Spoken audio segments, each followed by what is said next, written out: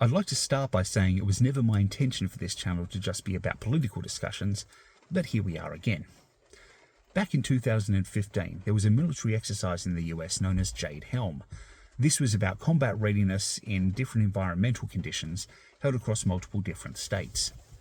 Because the states in question were all Republican red states, conspiracy theorists at the time went nuts. They were certain it was just a ruse by President Obama to get troops in place in order to invade and take over these Republican cities. The cities he already led as president.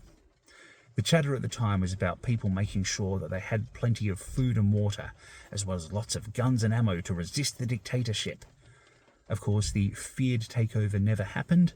The military exercise came and went as planned, with minimal impact on the citizens of the states in question.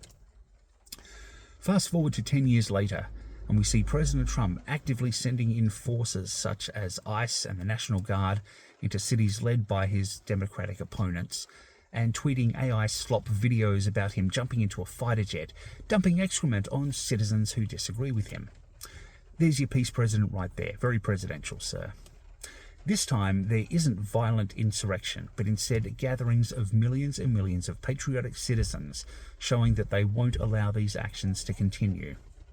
Now, you could say that I shouldn't bother talking about all of this because, that's American politics and I'm an Australian, but for far too long we've seen the ideas and talking points of the American right wing brought up by our right wing parties.